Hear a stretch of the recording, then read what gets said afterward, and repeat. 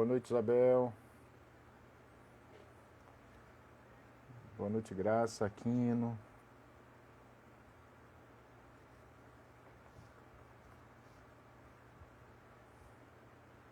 Boa noite a todos. Estão chegando agora. Boa tarde, na verdade, é certo. É verdade, Isabel. Eu falei boa noite, é boa tarde já. Ainda, né? Começando mais um. Boa noite, Bentinho. Boa noite, Ideine Pérez. Boa noite, Sidney Fernandes. Começando mais um oratório virtual, a conversa de domingo. Hoje teremos novamente a presença do meu querido amigo Persson Ramos Araújo e nós vamos conversar sobre um grande livro de um grande autor francês, Molière. Vamos conversar sobre o Misantropo, né? É uma peça de teatro e é uma comédia. Boa noite, Janice, seja bem-vinda. É uma belíssima peça de teatro e é sobre ela que nós vamos conversar. É dela que nós vamos falar hoje. É uma comédia, né? Não é uma tragédia. Molière, até onde eu sei, não escreveu tragédias, só escreveu comédias. Mas vamos falar isso logo mais. Sejam todos bem-vindos. Enquanto isso, enquanto o Persson acabou de chegar, deixa eu colocá-lo para dentro do recinto.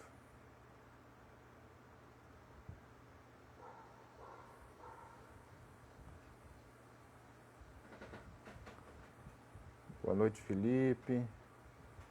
Deixa eu ver aqui. Aqui, deixa eu ver.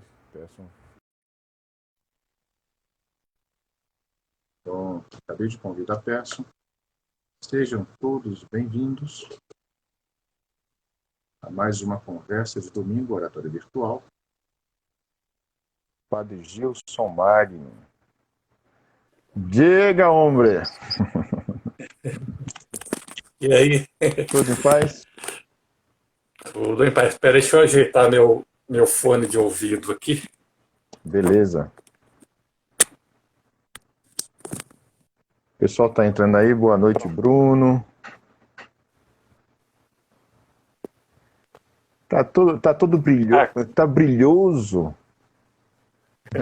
Meu brilho natural. Tudo bem, Pé? Está fazendo muito frio aí em Conquista, não? Você está em Conquista? Estou em Conquista. Provavelmente para vocês em Salvador seria frio. Mas está um tempo delicioso aqui, em torno de seus 18, 20 graus. Mas é uma pessoa esnobada. Que pessoa? Esnobando só porque está num clima frio. Se acha que... Civilizado. É um inglês, Você sabe que o pessoal aqui chama a Conquista de Suíça Baiana, né? Também não precisa exagerar, né? Qualquer... O problema é esse, né? Qualquer friozinho já fala que é a Suíça, né? É um amigo que mora... Você conhece o Irá? Ele tá morando no Canadá. Aí eu falei, aí, Irá, como é que tá aí e tal? As casas são muito bem preparadas para receber o frio, né? Não, aqui tá tranquilo, é menos 18. Eu falei, como é que é, pai? Tá tranquilo, hoje foi tranquilo. Menos 18, né? Tá bem, tá beleza, ótimo. Menos 18. Pra gente que tá acostumado aqui com o sol da Bahia, é complicado. Aqui tá chovendo bastante, parou um pouco agora, mas choveu muito esses dias todos, né? Que aqui em Salvador começa a época da chuva agora, depois vai embora e volta novamente em janeiro, fevereiro, março, abril, maio, junho, aí começa mesmo, vai até agosto. Aí é chuva mesmo, semanas inteiras de chuva. Daqui se nos anuncia um inverno rigoroso. Assim, parece começa que vai agora, ser, né? parece que tá perto de começar, já tá se engraçando, assim, algumas noites Eu tô radical dormindo sem meia, olha só, público. Assim, depois de uma certa idade, Não dá não. durmam com meia. Não dá não. E acordo de madrugada com frio no pé, tem que colocar uma meia no pé. Paciência. Vicissitudes da idade. Uma meia, uma touca, né, pessoal? Tem que botar uma meia. Por aí. Mas hoje, pessoal, nós vamos, como eu estava falando, pessoal, estava no início ainda abrindo aqui a live, nós vamos conversar sobre uma peça que é uma comédia de Molière, né? E é o Misantropo. Eu indico mesmo, foi Pearson que sugeriu. Eu não havia lido eu nunca havia lido o Misantropo, li, adorei, achei fantástico, né? É claro que é uma peça do século XVII. O Molière nasce em 1622 e morre em 1673, mas é aquela realmente peça obra-prima, que é considerada obra-prima dele. Mas nós vamos falar isso tudo logo mais. Vamos começar então, faltam 4 minutos para o Ângelus. Eu vou ler o Salmo da Virgem, o Saltério da Virgem de São Boaventura, e aí nós fazemos o Ângelus. Tudo bem, pessoal? Tudo bem. Então vai, o Salmo 45 é o salmo escrito por São Boaventura, desse livrinho que eu sempre trago comigo, e leio um todos os dias, que é o Saltério da Virgem. Senhora, tu és nosso refúgio em toda necessidade, uma virtude poderosa para vencer o inimigo. O mundo está repleto de tuas graças, transcendem os céus e penetram os infernos. Pela plenitude de tua graça, as almas que estavam no inferno se alegram com a libertação. Por tua virgindade fecunda, os seres supracelestes se regozijam com a restauração. Pelo parto glorioso de tua santíssima virgindade, os homens se tornam concidadãos e sócios dos anjos. Glória ao Pai, ao Filho e ao Espírito Santo, como era no princípio, agora e sempre. Amém. Aqui ele cita infernos, mas com certeza é o purgatório, né? Aqui está fazendo essa divisão do purgatório. Então vamos ao Ângelus, né? Boa noite, pessoal que está entrando agora. Então, em nome do Pai, do Filho, do Espírito Santo. Amém. Amém. O anjo do Senhor anunciou a Maria. E ela concebeu do Espírito Santo. Ave Maria, cheia de graça, o Senhor é convosco. Bendita sois vós entre as mulheres, e bendito é o fruto do vosso ventre, Jesus. Santa Maria, Mãe de Deus, rogai por nós, pecadores, agora e na hora de nossa morte. Amém. Eis aqui a serva do Senhor. Faça-se em mim segundo a vossa palavra. Ave Maria, cheia de graça, o Senhor é convosco. Bendita sois vós entre as mulheres, bendito é o fruto do vosso ventre, Jesus. Santa Maria, Mãe de Deus, rogai por nós, pecadores, agora e na hora de nossa morte. Amém. E o Verbo se fez carne e habitou entre nós. Ave Maria, cheia de graça, o Senhor é convosco. Bendita sois vós entre as mulheres, bendito é o fruto do vosso ventre, Jesus. Santa Maria, Mãe de Deus, rogai por nós, pecadores, agora e na hora de nossa morte. Amém. Rogai por nós, Santa Mãe de Deus, para que sejamos dignos das promessas de Cristo. Em nome do Pai, do Filho e do Espírito Santo. Amém. Amém. Então vamos lá ao Misantropo de Molière. Você releu, foi Pearson, recentemente? Sim, já tinha reli esses dias para a nossa conversa. Eu li a primeira vez, nunca havia lido, achei fantástico. E a tradução, tem outras traduções, né? Mas a da Bárbara Eliodora, que já é uma grande tradutora, para quem não conhece, de Shakespeare, já faleceu, e ela traduziu como a peça foi escrita, com métrica e rima, que não é nada fácil, é uma dor de cabeça, assim. Sim. É uma dor de cabeça incrível. Eu acho que é só a segunda ou a terceira tradução nessa pegada. O Monir Nasser tem uma aula do Misantropo. Eu vi. Em 2 partes. Ele citou, me fugiu o nome da tradutora. Que também... A Klebin, ela traduziu também, ela traduziu o Fausto de Goethe. Traduziu inteiro. Ah, sim. Mas é Klebin alguma coisa, esqueci o nome, mas o nome não é... Alguma coisa Bernal, alguma coisa assim, realmente me fugiu o nome. Me fugiu o nome. Uhum. Não sei. Então, assim, vou só dar um contexto geral e aí a gente começa a falar, né? O pessoal situar o Molière. Na verdade, o nome do Molière não é Molière, é um pseudônimo, que eu vou fazer aqui uma cola. Ele nasce em 1600. Essa Diga. é Jean-Baptiste Poquelin. Jean-Baptiste Poquelin. São 400 anos do nascimento dele esse ano. Né? Ele nasce em 1622 e morre em 1673, não é isso? Isso, 51 anos, morre no palco. Morre no palco. Né? Aliás, os últimos suspiros ali no palco, tal, né? Começa no palco. E ele adotou o Molière para não dar, porque ele foi o desgosto da família. Exatamente. O pai tinha um cargo, não era nobre, mas era um cargo que dava condição e acesso à corte. Acho que é o Luís XIII, se não me engano. Ele é da época do Luís XIV, né? Do 13 para o 14. É porque no 13, acho que quem mandava na França era o Richelieu. Aí o 13 morre. Aí quando o Richelieu morre, um outro cardeal.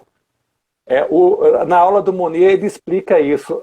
Vários cargos do clero eram almejados mais pela situação política do que necessariamente pela condição eclesiástica. Então, assim, saiu Richelieu, que era quem mandava na época do Luís XIII. Aí esqueci o nome do outro cardeal que entra. Aí o Luís XIV realmente, que é um pouco mais centralizador e tudo mais, assim, né? E o Molière, o pai, ele era um cargo que era vitalício. Então, ele herdou, o Molière chegou a herdar o cargo, ele era tapeceiro do rei. Então, assim, imagina numa corte suntuosa como a francesa, tapete era uma coisa que eles não deixavam de comprar e os nobres imitavam os nobres da hierarquia acima, né? Então você imagina, ele não deixava, não era dinheiro, não era problema para a família. Mas quando o Jean-Baptiste fala que vai ser artista, né, foi um grande desgosto para a família. Né? Foi um enorme desgosto. Ele chega a assumir o cargo do pai, mas eu acho que ele meio que usa para juntar uma grana, e aí ele faz uma companhia de teatro, acho que ali com seus 22 anos, 1640, por aí assim. Ele faz uma companhia, a companhia vai à bancarrota um ano depois, ele assim afogado em dívidas, o pai toda hora tinha que ir na cadeia tirar ele por causa de dívida, essas coisas assim. E aí, para não dar mais desgosto para a família, ele muda o nome para Molière, que é uma cidade, uma localização ali, não sei se na França sul central, ali por ali, assim. E aí ele adota o nome Molière e fica 12, 13 anos viajando pelo interior da França, fazendo tipo um saltimbanco, né? Assim, comédia dell'arte, né? Um grupo de comédia dell'arte, por aí, assim. Exatamente. E não foi não teve vida fácil. Esses 13 anos, assim, foi fugindo de polícia, fugindo de nobre. Mas aí também dá toda a experiência teatral dele, né? Que aí ele começa... Não só teatral, como de autor. Sim. Que ele foi... o Mounir Nasser faz um paralelo com o Shakespeare e é bem interessante. Que ele foi empresário, autor, ator, né? Ele realmente dominava para todas as instâncias do teatro, desde fora do palco e do palco, que é uma coisa bem interessante. E provavelmente assim as andanças, né? E com o poder de observação que ele parece que sempre teve, realmente deve ter sido determinante, né? Na excelência, né, da obra, né? Deve ter sido determinante. Na composição da obra. É o que acontece também com o Ibsen. Ibsen, que é praticamente um dos fundadores do teatro moderno, ele acontece a mesma coisa. Ele fracassa, mas os fracassos vão dando experiência de palco, né, de como funciona uma peça, do que o público gosta, e aí ele desenvolve. Uma coisa também é o seguinte, só para situar para quem está assistindo, duas coisas na verdade. O Persson citou José Monir Nasser, Nasser com 2 S's, né? José Monir Nasser, e vocês podem colocar no Google, ele já faleceu, infelizmente faleceu, há uns 5 anos atrás eu acho, mas ele deixou um material de registro, vocês acham facilmente no YouTube, na internet, sim, maravilhoso, é um negócio assim espetacular, são aulas, né? Isso. Para quem estiver vendo no YouTube, eu vou colocar o link na descrição do vídeo, vou colocar os links de referência. Essa aula do Monir Nasser sobre o misantropo é espetacular, vale muito a pena. E ele lê mesmo, ele pede os alunos, vai lendo a peça e vai comentando trecho a trecho. Fantástico. Isso, várias referências históricas, e ele sabe, né, tem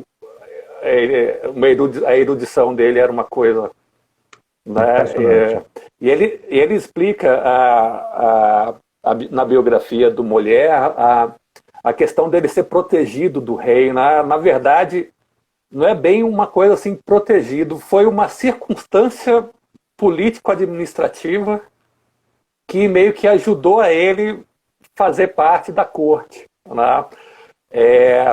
A França estava num processo de centralização de poder, tal, e os nobres estavam muito inquietos. Aí o rei, aí já é o Luís XIV, ele, para dar uma acalmada dos nobres, todo dia tinha assim uma peça, uma festa, alguma coisa para entreter os nobres, né?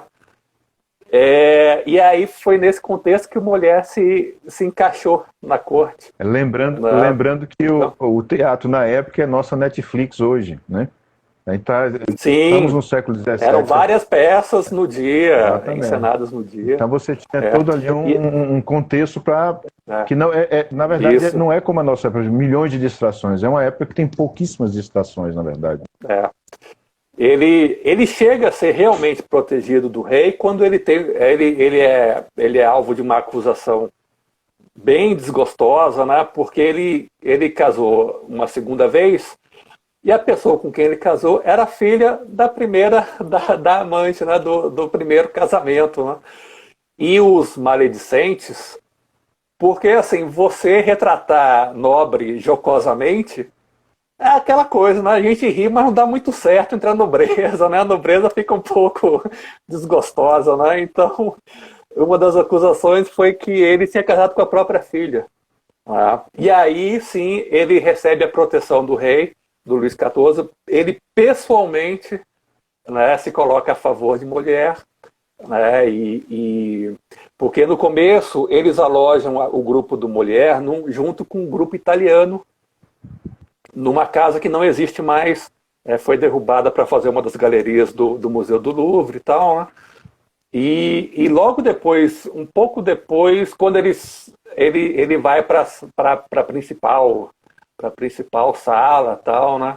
Que inclusive existe até hoje a Casa da Comédia Francesa, que nós já falamos na ocasião do Avarento. A Revolução Francesa chegou a fechar e tentou demolir, né, a Revolução, né, que se vende como libertadora e tudo mais. Foi a primeira coisa que ela tentou fazer, foi acabar com o humor, né? E então, assim, foi aí a partir ele teve uma vida financeiramente tranquila, mas artisticamente ele engoliu muito sapo. Ele engoliu muito sapo porque assim ele não era uma relação de mecenato, entendeu? Tipo, você faz só o que você quiser quando você quiser.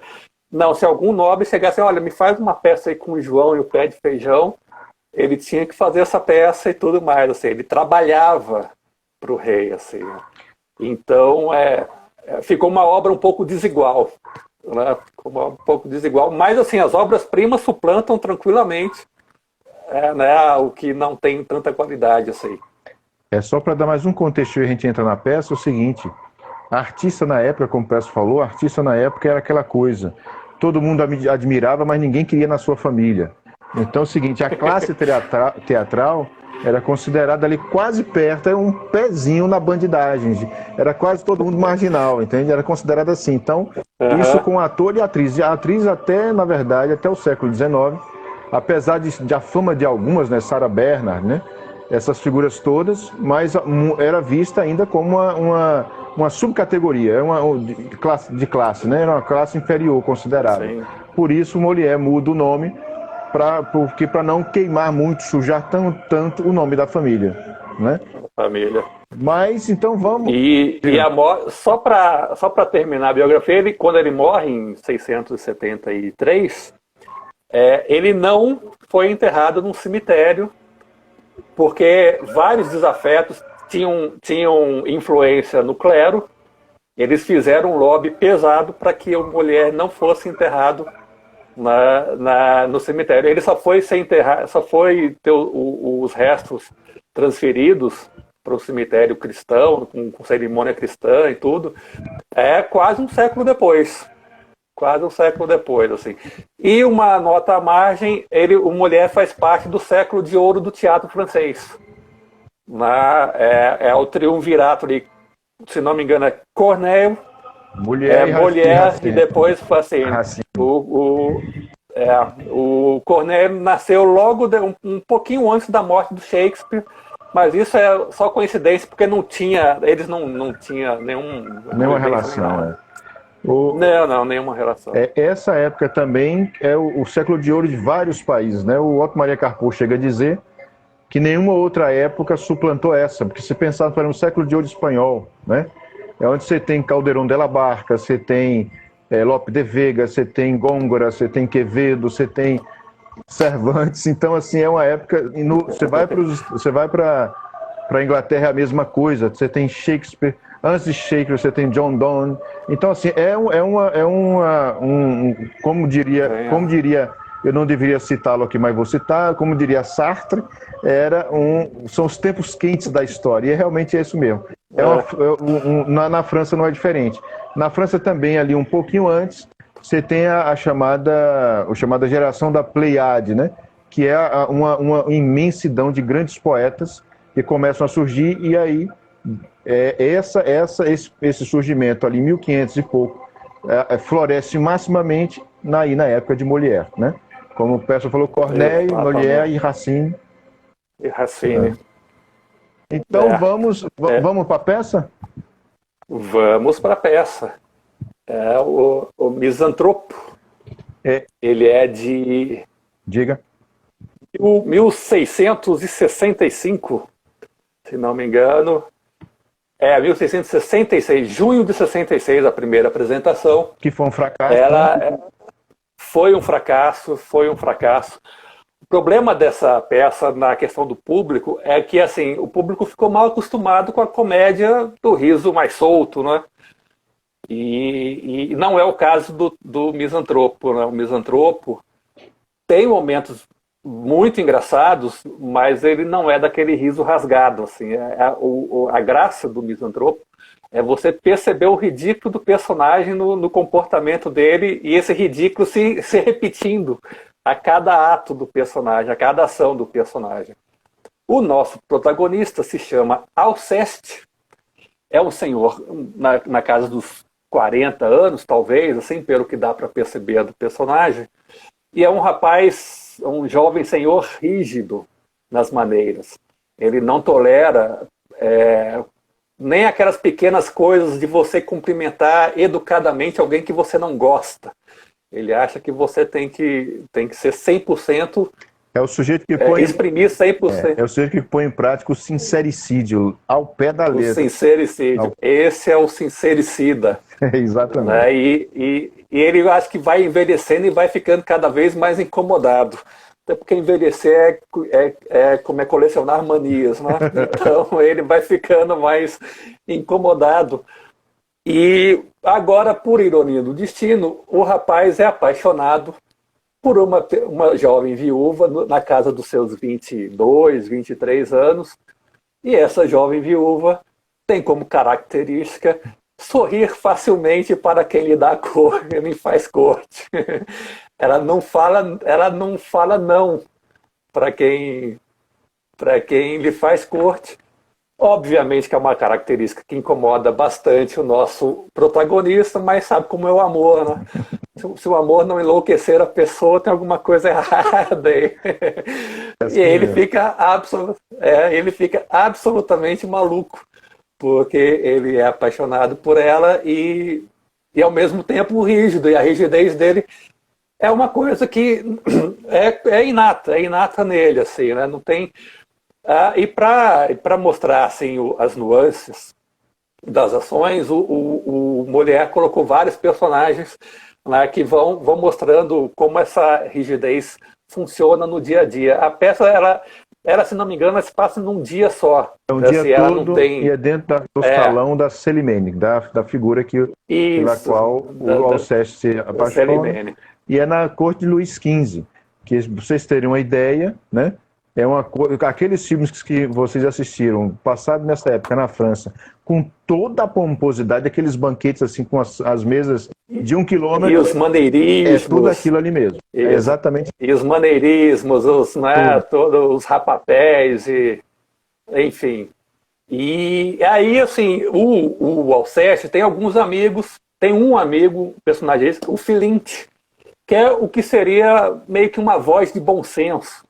Assim, né? Ele passa a peça inteira, não é assim, calma, né? Você não pode ser rígido desse jeito, não dá para viver em sociedade dessa forma, não sei o quê. E embora a peça não seja de riso frouxo, assim, aberto, tem 2 momentos que são muito engraçados, que eu particularmente gostei muito, que é quando o Oronte é um dos pretendentes da Célimène, mas antes da gente descobrir que ele é um pretendente da Célimène, ele tentava ser amigo do Alceste. Ele queria ser amigo do Alceste e oferece um soneto para ele. Né? Assim, não é todo mundo que tem a sorte de ter um poeta amigo, né? Tipo João Filho, que oferece soneto. O Alceste não teve essa sorte, coitado. O Oronte fez um soneto lamentável. Horrível. E o Filinte estava presente na apresentação do soneto. É uma cena que o Filinte fica elogiando. O Filinte também não gostou, mas fica, nossa, é válido esse soneto, é muito... Aqueles elogios, assim, que você percebe aquela coisa de praxe. E o Alceste se segurando para não falar tudo que tá vindo na boca dele. Toda vez que o Alceste vai para falar, o Filinte vai e interrompe.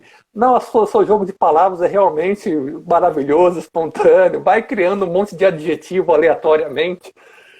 E o Oronte vai, acho que é a vaidade, tem um pouquinho da vaidade também, né, que vai ficando inchada até o momento que o Alceste não aguenta e fala o que realmente sentiu, e obviamente a vaidade fica ferida. E aí eles viram inimigos. Viram inimigos. Foi mexer exatamente com a vaidade, que é uma das coisas mais dolorosas que se pode se mexer, que é a inteligência humana. Né? Então, o Oronte, que achava inteligente, produz o soneto, o Alceste não tem papas na língua e fala, não, isso é uma porcaria de cima a baixo. E aí começa a desbancar o sujeito. Um momento engraçado é quando ela, já no final, mas vamos chegar lá, só antecipar, é quando eu acho que é a Caixa, algum deles está na última cena, acho que é o Acaste mesmo, deixa eu ver, é o Acaste. Ele está lendo a carta que a Célimène escreve. E aí ele começa, quando ela começa a falar mal de cada um pretendente, ele diz, chegou a encomenda, agora você começa a distribuir as pancadas, né? Essa cena é muito engraçada também. A intimidade quando era desnudada, uma intimidade incômoda, né? Quando é desnudada, assim, não tem jeito, né? A curiosidade humana realmente fala muito alto nessas horas, assim. E essa carta, nós chegaremos lá, assim, né? Mas, então é isso. Aí, obviamente, já é uma primeira inimizade criada por causa da sinceridade dele, né? E a única pessoa que realmente consegue fazer ele de gato e sapato, talvez até pela sinceridade, por essa rigidez, é a amante, né? Porque assim, em vários momentos na peça, quando eles estão juntos, sempre tem algum outro pretendente cortejando.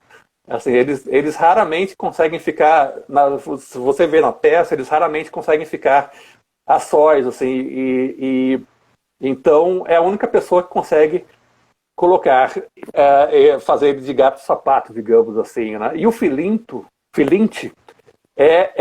meio que uma voz de bom senso durante a peça inteira. Ele fica a peça inteira, calma, pensa direito, vai por outro caminho, dá uma segunda chance ou coisas do tipo, assim. O Alceste também tem suas pretendentes, né? Embora ele seja apaixonado pela Celimene, ele tem uma jovem senhora dos seus 30 anos, o que para a corte já era considerado, já assim, chegando na idade, assim, né? Chamada Arsinoe. E a Arsinoe ela tenta manipular o Alceste, concordando com tudo que ele pensa, que ele faz, essas coisas assim, obviamente com a intenção de casar com ele, ficar com ele, assim, tal. Não dá certo. Agora, a Arsinoe e a Celimene, acho que é no terceiro ou no quarto ato, se não me engano, elas fazem o que para mim é a segunda cena também muito bacana, muito, muito engraçada da peça.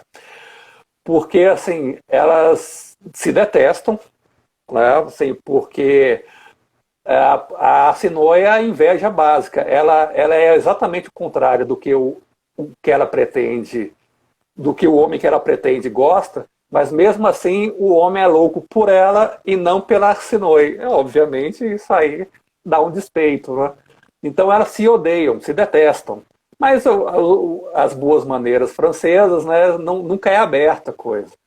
Então o diálogo entre elas é muito engraçado, porque a Arsinoe fica com a Celimene: olha, falaram na rua de você, que você é isso, você é aquilo, e tudo que ela provavelmente queria falar abertamente para ela, mas ela sempre terminava assim: mas eu te defendi, viu? Eu não deixei que isso continuasse, não sei o quê. E a Celimene faz a mesma coisa, assim: olha, lá na feira falaram de você isso, mais aquilo, mas eu defendia só ir embora, você já esteja com seus 30 anos, não sei o quê. Eu defendia a sua honra, não sei. A Celimene, quando vai falando da Arsinoe, ela tem um lance muito interessante, que é a questão que a Arsinoe é uma santarrona, né? É chamada Santa do Pauco. E quando ela descreve isso, é muito engraçado mesmo, né? A Celimene fala: não, você não gosta de quadros de nus, né? Você cobre, mas você faz isso lá não sei na onde, você aponta aqui. Você diz que é pousa de boa zona, mas você maltrata seus empregados, você machuca, você escraviza, né? Então vai sempre jogando, vai se mascarando, né? Exatamente. E aí é uma parte realmente muito, muito, muito engraçada saindo da peça, porque elas começam não abertamente e tentando elogiar uma ou outra, obviamente até depois o ódio aflora e aí o diálogo degringola, né? Agora, assim, o nosso protagonista é interessante, a forma como mulher retratou, porque além dessa questão com a Celimene, tem uma questão em segundo plano, assim, tal, mas ele coloca, o Alceste está no meio de um processo judicial, né? E, assim, durante a peça, fica-se com a impressão que é uma coisa meio que tranquila, é só por mera formalidade e tal, mas ele vai lá e vai ser favorável, o resultado vai ser favorável a ele. Mas chega ali no final, o resultado da peça, do processo não lhe é favorável. E aí é interessante, o Filinte, ele fica com o Alceste: não, conversa com algum amigo lá na justiça, vai lá, se você é amigo do juiz, conversa com o amigo do juiz, tenta interceder para ele. E aí a rigidez do Alceste já não é rigidez, é integridade de caráter. Porque não, mas se eu corromper a justiça ao meu favor, eu vou estar fazendo exatamente aquilo que eu condeno nas pessoas, que é a corrupção dos costumes, tal, assim, né? Então é uma característica até do autor. O autor ele não está ali, ele não se propõe a fazer uma moral de história, nada disso. Ele simplesmente observa um comportamento humano e o que aconteceria se ele fizesse tal coisa. Algo assim, é bem esse o típico caso do Alceste.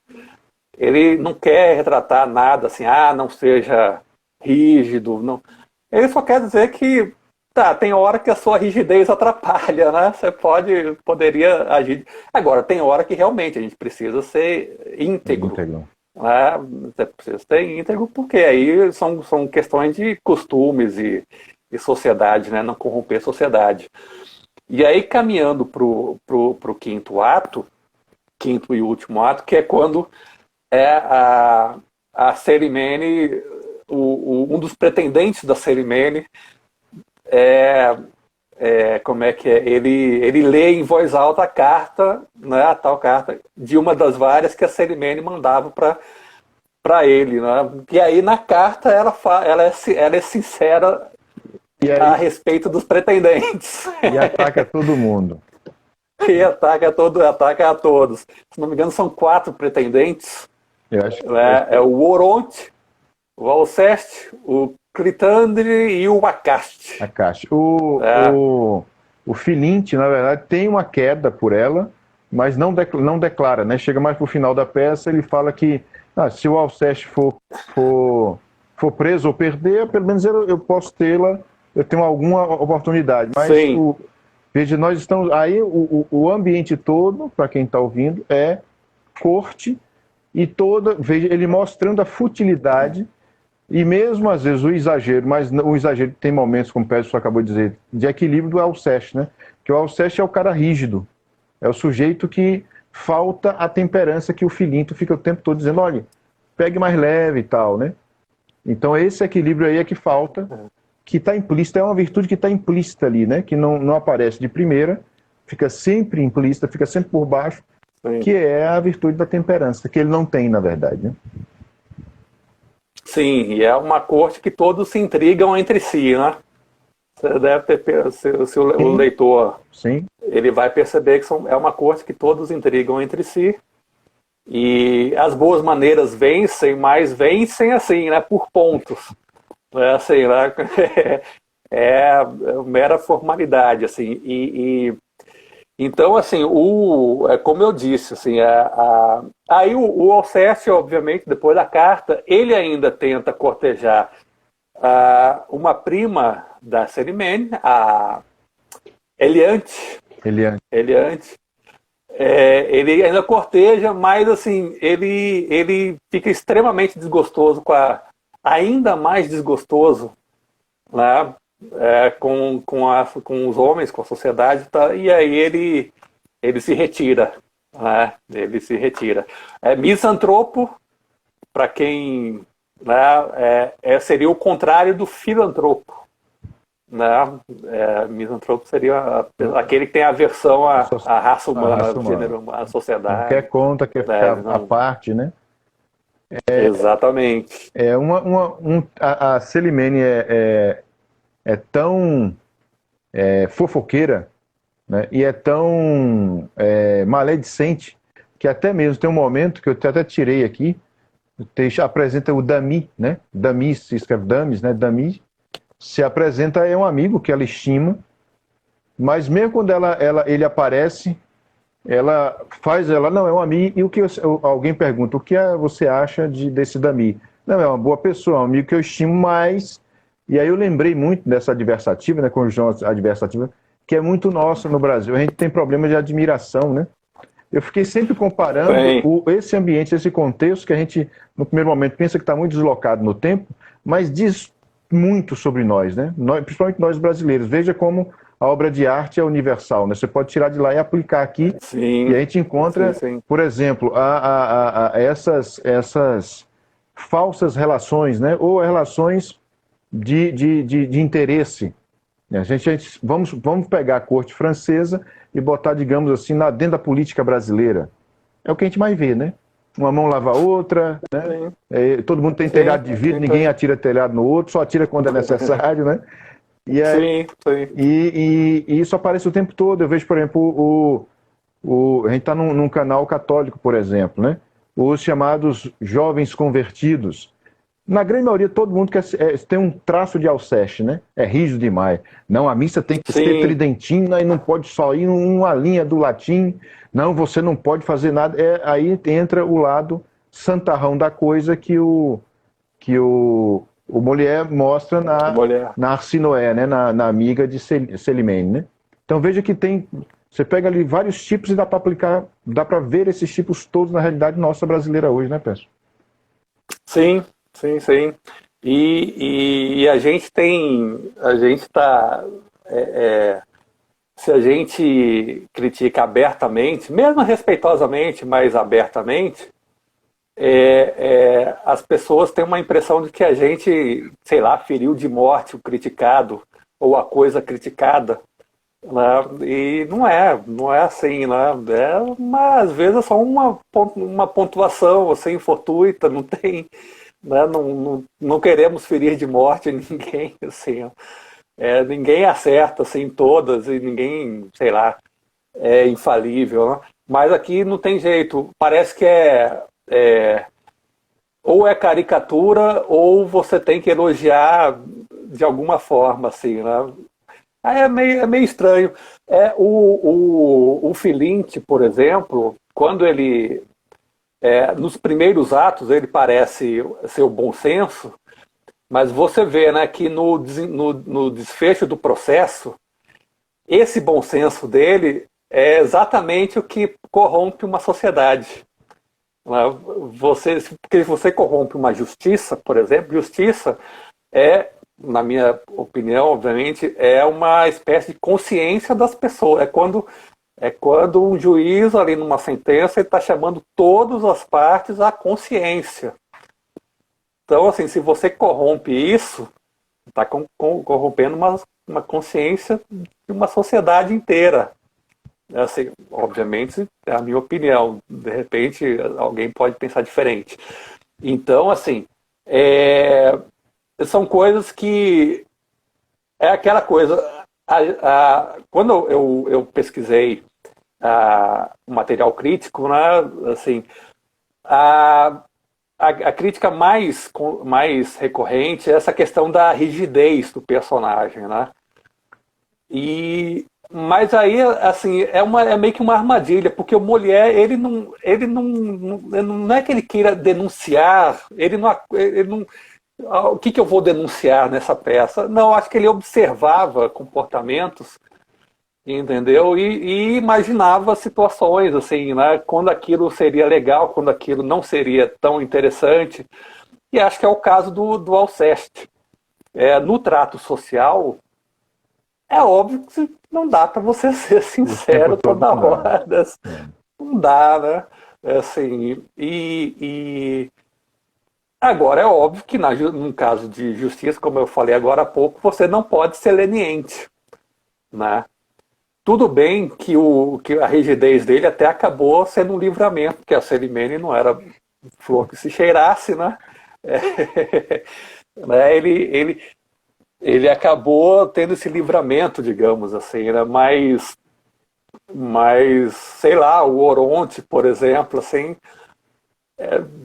Poderia falar de uma forma mais, né, assim, não, melhor, aí tem coisa, tá bom, mas tem coisa que você dá para... Essa questão da obra, de quem faz alguma coisa com arte, né? Ou pinta, ou escreve, ou enfim, qualquer coisa assim, ou atua, ou toca, isso realmente é onde está, é um perigo para você fazer elogios ou críticas, né? Eu acho o seguinte, um crítico, eu me lembrei do Wilson Martins, por exemplo. O Martins foi um grande crítico paranaense, e ele falava assim, ele era muito sincero, esse realmente sofria de sincericídio também. E como crítico isso é muito perigoso, porque ele fala, mas ele tinha um lema com ele dizia o seguinte, quem é realmente artista pode até se sentir machucado, mas não vai desistir, vai continuar, né? Vai tentar continuar, rever, refazer e tudo mais. Mas, assim, eu sou professor e recebo muito material de jovem iniciante. Então tem que ser assim, ó, vá por aqui, vá por ali. Porque se você disser, meu filho, você não tem mão para coisa, desiste. Olha, vai te causar um problema pro resto da vida.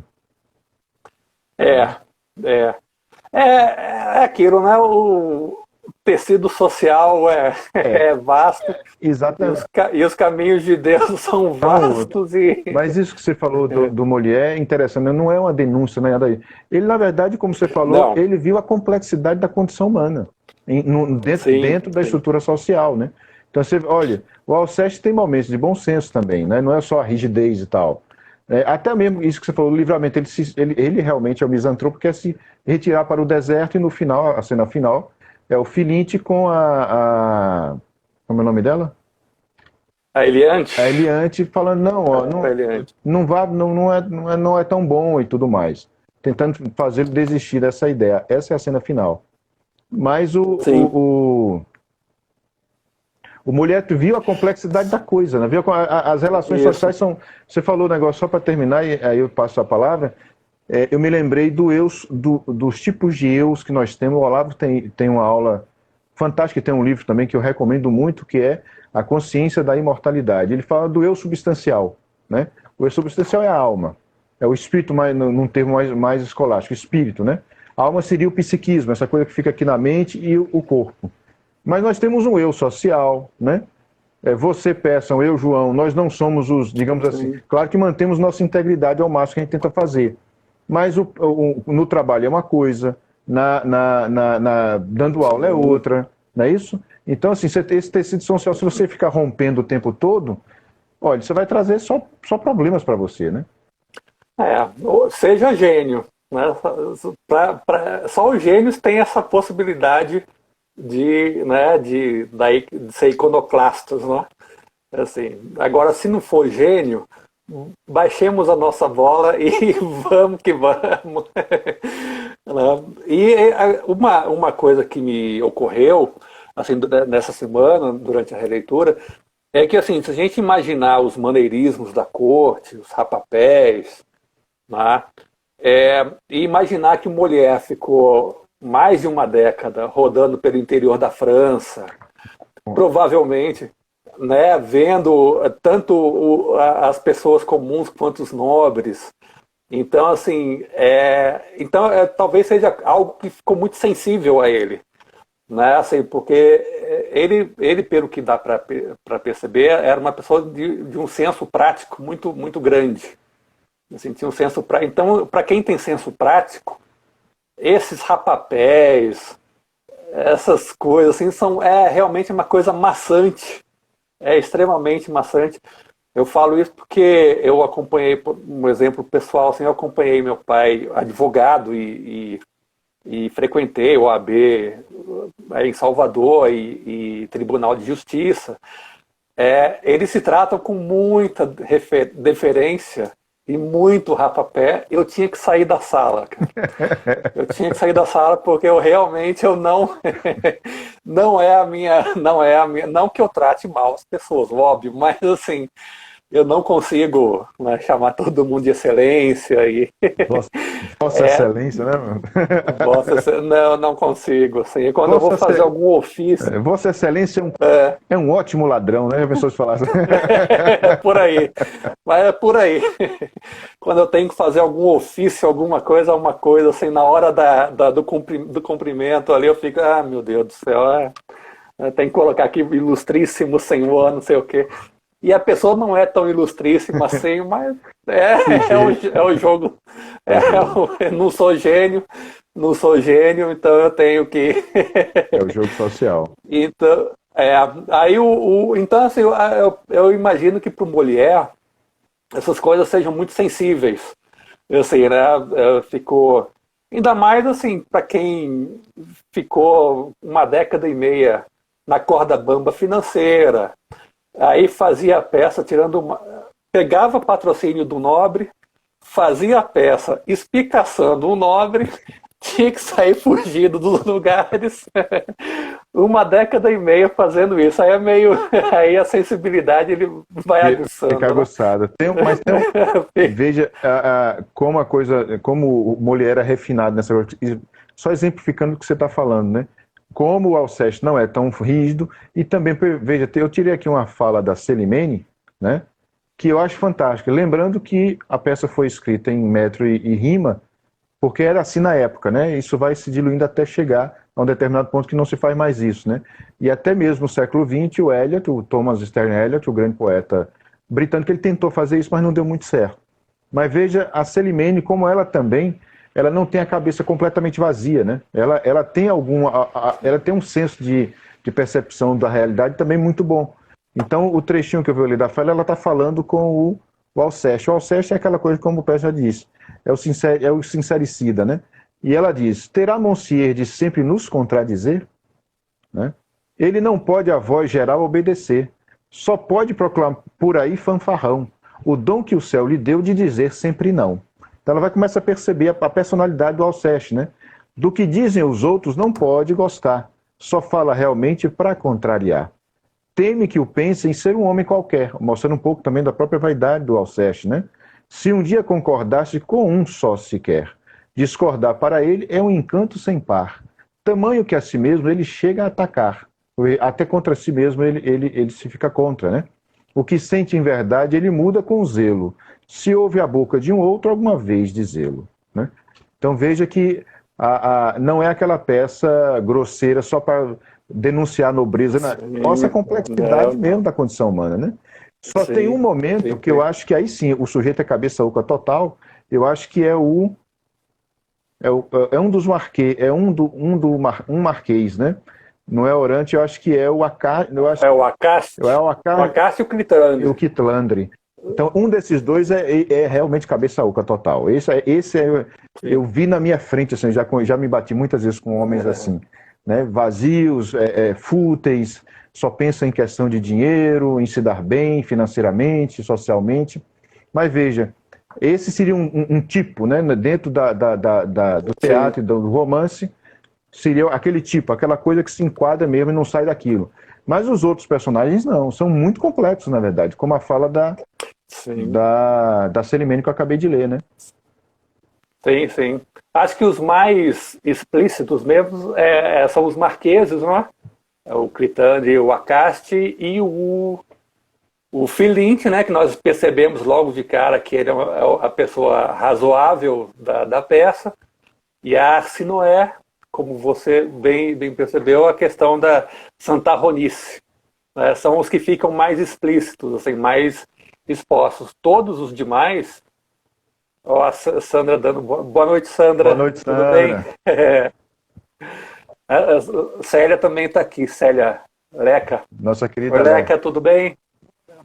Exatamente. E aí os outros personagens todos é isso, lidando com as situações, assim, não tem aquela de personalidades muito bem definidas e tudo. Tentam, obviamente o Alceste é o único, né? Também o protagonista, que também é explícito, né? É aquela coisa, às vezes é rigidez e às vezes integridade, né? Mas prevalece a rigidez, né? O que prevalece é a rigidez, o trato, como você colocou na fala da Celimene, né? O maltrato com a sociedade, e é aquilo, né? Aquela coisa de você começar a achar que é melhor do que os outros, né? A soberba. A soberba. Que é a soberba, que isso aí não tem jeito, assim, como você disse, assim, os novos convertidos, muito jovens convertidos, assim, achar que por estar frequentando, eu não vou usar a palavra convertido, está frequentando a Igreja Católica, achar que já está sendo um patamar um pouco acima dos demais. E não é bem por aí, assim. Não é. Até porque... Pode falar. Termina, pode falar. Não, é uma coisa super pontual, até porque, assim, não sei se eu percebi certo, mas pelo que eu vejo, a Igreja Católica é você crescer para dentro. Não para fora. Exatamente. O que eu chamo de recuo, né? O próprio Cristo faz isso. Onde estava conversando aqui mesmo com o Padre Gilson. Você veja, e eu converso isso muito com Leila também, né? Naquele momento da paixão, de toda a paixão, todos os passos das estações da paixão, ele sendo Deus, ele poderia simplesmente falar assim, morre todo mundo. E todo mundo morreria. Né? e ele faz exatamente, ele suporta tudo, né? Então é um recuo mesmo. É um negócio, é um recuo, na verdade, porque você, nesse recuo você se espiritualiza, né? Isso aí você começa a ter uma vida espiritual, né? Sim. Então, né, nesse crescer para dentro, várias vezes significa você apequenar-se para fora, né? Ficar cada vez menor lá fora, né? Exatamente. E isso, para entender, não é, quando você começa a entender, não é tão simples de se aceitar, né? É difícil. Não é tão simples de cair, não é tão simples de aceitar. Assim, e falando em aceitar coisas, eu imagino quantos sapos a mulher deve ter engolido, porque ele estava no meio dos nobres e, obviamente, protegido do principal nobre, que era o rei, né? Então, assim, todos os outros nobres só podiam falar mal pelas costas e mais nada. Mas, assim, mesmo sendo pelas costas, é um ambiente muito ruim de se estar. E veja que ele não sendo mulher, não sendo nobre, mas ali tem uma nobreza, tem uma aristocracia da alma, né? Imagine aquele monte de gente medíocre e ele tem que suportar tudo aquilo. E de algum modo, não estou falando que ele era vaidoso ou não, não sei, nunca li biografia de mulher, mas de algum modo ele percebia que, você olha, eu estou dizendo algo que esse povo não consegue ver e não consegue dizer, e eles são. A nobreza dele é só Sim. como é que se fala? De linhagem, né? Mas veja, Sim. mas aí tem aquela coisa que eu lembro sempre, né? Que é por isso que a gente tem que prestar atenção na política, mas não dedicar a vida inteira a prestar atenção na política. Quem são os nobres da época de Molière? Ninguém sabe. Molière a gente está lendo agora, né? Exatamente. A mesma coisa, o pessoal fica, não, muita atenção na política agora, mas veja, na época de Shakespeare, Camões, a mesma coisa, né? E quem são os políticos da época de Camões? Ninguém sabe, mas Camões está aí, né? E tem um detalhe, assim, qual é o humor que está fazendo contraponto a isso? Existe alguém que está apontando isso? Assim, seja no humor, ou seja em algum drama. Assim, existe alguma obra contemporânea que você lê e você está vendo uma situação que de repente você não percebia, que alguma obra que descortine de fato a consciência das pessoas, assim, para o real, assim, né, ou para além do real, né? Não existe. Não existe. Isso é um péssimo sinal para a nossa época, inclusive. É um péssimo sinal para a nossa época, assim. Porque o Molière, principalmente na última década de vida dele, ele parece que ele cristalizou na consciência dele não essa necessidade de denunciar vícios, nem nada. O que cristalizou você tentar sublimar o vício pelo humor. Né? Você vê o que tem de ridículo. Você atacar o vício pelo que ele tem de ridículo. Né? E aí você fazer as pessoas... E o único propósito dele, ele disse isso em várias ocasiões, assim, é fazer rir. Ele não tinha nenhuma pretensão de... Agora, mesmo assim, ele não teve vida fácil, assim, porque a partir das peças dele. Porque a próxima peça, ali, acho que é logo depois, não sei se é um pouco depois, é o Tartufo. Sim.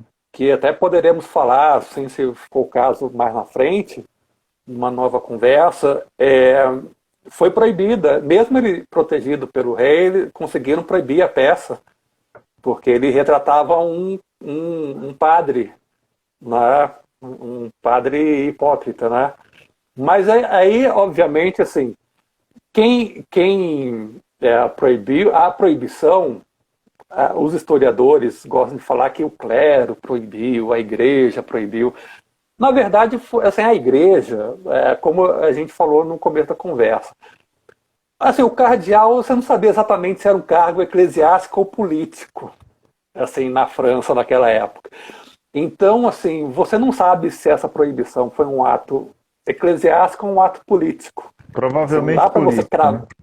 Provavelmente político, até porque sempre existiu, por exemplo, as senhoras matronas, que se denominam guardiãs da moral. Sempre existiram, sempre existirão, per seculum seculorum, como diriam os antigos.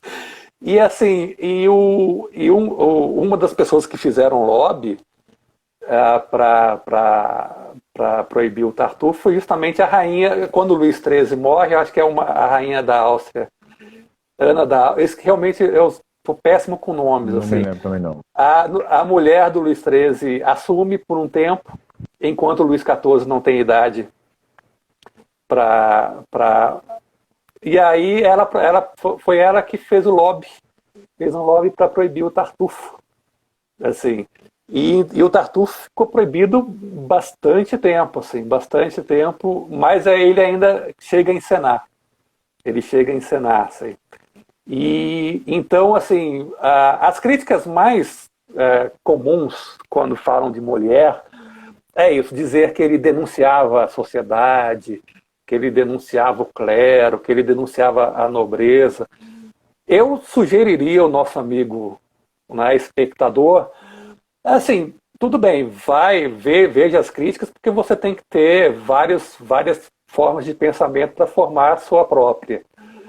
Se eu puder contribuir com o pensamento desse nosso leitor, assim, imagino Molière como uma pessoa extremamente observadora, numa posição que lhe permitia observar muito de perto a nobreza, porque ele não era nobre, mas estava dentro da corte, e tendo vivido entre as pessoas comuns por mais de uma década, quase 2 décadas. Inclusive, ele fazia questão de ter as pessoas comuns nas peças dele. Assim, né? Enquanto outros artistas, às vezes, só se incumbia com a nobreza e tudo, ele fazia questão. As pessoas não tinham lugar para sentar, ficavam em pé. Mas muitas vezes, o nobre que se achava privilegiado por estar vendo a peça do Molière sentadinho, bonitinho, tinha que aturar o pessoal, o povo, rindo deles, porque o Molière estava retratando uma situação que acontecia na corte. Então, assim, é aquela coisa, né? O mundo não é tudo assim, preto no branco, né? São várias. Não. Nem tudo que parece ruim é tão ruim assim. Né? Nem tudo que parece privilégio é um real privilégio. Isso a gente vai percebendo com o tempo, né? Como diria Otto Maria Carpo, nuançar, né? Só fazia isso perceber algumas coisas. E também, assim, eu me lembro nada contra o jovem. Eu também já fui, mas eu posso falar mal do que eu já fui, né? Aquele que é eu sempre cito isso, você conhece também. E Leila, que está aqui, nas duas salas, né? Vendo a live e aqui na biblioteca. É uma passagem do romance de um dos grandes escritores argentinos, que é o Roberto Alt, com os Siete Loucos, né? Os Sete Loucos e o Lança-Chamas. Esses 2 livros aí são 2 obras-primas. Podem ser lidos separados, mas se for ler na sequência, é uma maravilha. E o que é o grande tema dos 2 livros? É que os caras vão fazer a revolução comunista em Buenos Aires na década de 30. E aí o que acontece? Aí um personagem pergunta para o guru que vai estar armando a coisa toda: mas nós vamos fazer a revolução com quem? Ele, com os jovens. Por quê? Porque são estúpidos e entusiastas. Então, assim, eu tenho visto lá, observando o jovem que eu fui, observando os outros jovens, que o jovem é muito rígido, né? É tudo 880, não consegue dar aquela nuance. Peraí, não é bem assim, né? E você vê que tem uma certa rigidez de olhar mesmo para a vida, né? E a vida não é. Né? Ela pode ser maleável muitas vezes. Claro, nem tudo, né? Como você falou da questão da integridade. Mas no dia a dia, no comum da coisa, a gente não pode ser tão rígido assim, né? E o Molière, a leitura do Molière é muito boa para isso, assim, você perceber essas nuances no trato das pessoas e nas pessoas mesmo, assim, né? Você vê que nem tudo Agora, assim, transportando para a nossa época, imagina, por exemplo, digamos, eu faço uma peça, você faz uma peça, vai encenar numa cidade, na nossa gloriosa Bom Jesus da Lapa, por exemplo, assim, os vereadores todos conseguem ingresso e tal, e chega lá, nós a gente coloca na peça alguma coisa retratando alguma mazela, assim, ó. É perigoso tomar um Tudo tiro. bem que eu sairei correndo, não ficarei na cidade. Não sou corajoso como Voltaire, ou Molière, mas imagina o povo em pé na França, todo mundo olhando com o nariz empinado para a galera, e aí de repente começa a peça e o povo está rindo já também das pessoas. Deve ser uma sensação bem interessante de se observar. E o Molière no palco, né? Porque o Molière era ator também, tanto é, esse no Misantropo ele é o Alceste. Né? Ele é o Alceste, assim. E, então eu imagino ele no palco observando tudo isso, né? Vendo tudo isso, não deve ser bem interessante. A recepção do Misantropo não foi legal, ele foi um fracasso de público, né? Ele para infelicidade dele, só foi sucesso de crítica, coitado. Eu acho que é a pior coisa que pode acontecer para um artista. Sucesso é a banda do jornalista, como eu diria nos meus tempos de roqueiro. Só jornalista conhece a banda. É a mesma coisa, o Misantropo ficou por muito tempo uma peça de crítico, né? Só os críticos conheciam. Depois ela foi ficando mais popular, Agora, ela foi ficando popular por motivos que eu não gosto, né? Que é essa coisa, ele denunciava a nobreza francesa. Então, assim, uma questão de propaganda, foi virando meio uma peça de propaganda política, anti-nobreza e anti-clero. Né? Mas o tempo tudo se ajeita, né? Então estamos aqui falando tentando... em outra perspectiva dele, né? Em outra perspectiva. A gente já está chegando ao final. Eu, na verdade, eu pensei inicialmente que, assim, de tirar trechos, porque tem há versos assim maravilhosos, de verdadeira sabedoria ao longo da peça. Tem coisas assim impressionantes. Eu não comparei com a edição francesa, não deu para fazer isso, mas assim deu vontade de tirar alguns trechos assim, porque como é bem feito, né? A Bárbara Eliodora está realmente de parabéns, porque conseguir traduzir isso, botando métrica e rima, é uma dor de cabeça sem igual.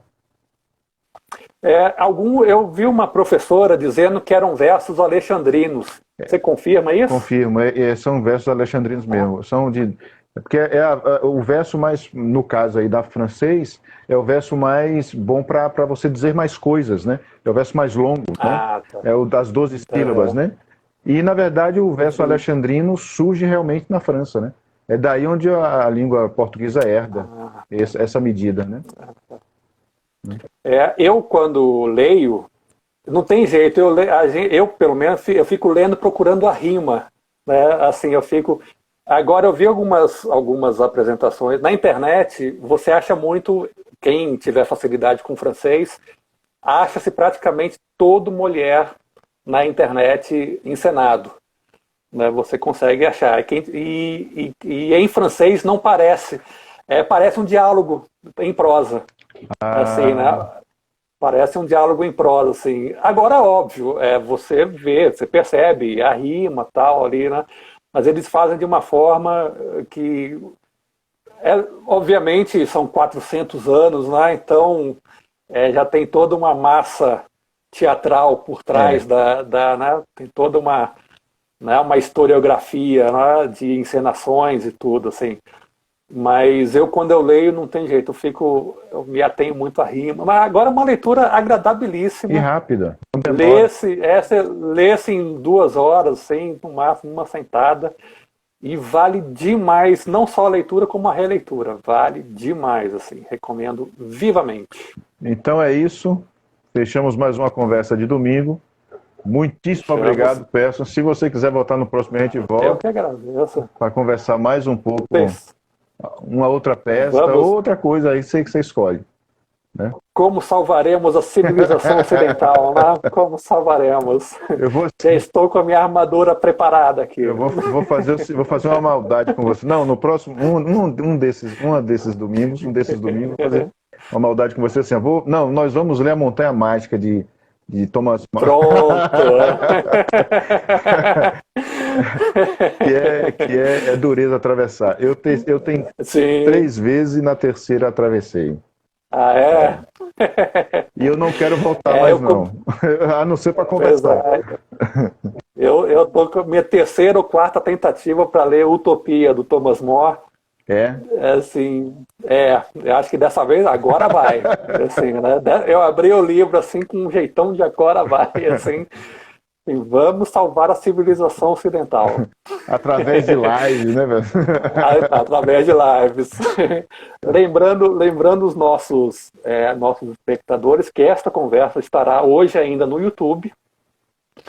E na descrição do nosso vídeo no YouTube colocarei os links relevantes para o pessoal também ver mais sobre o Misantropo e sobre a peça.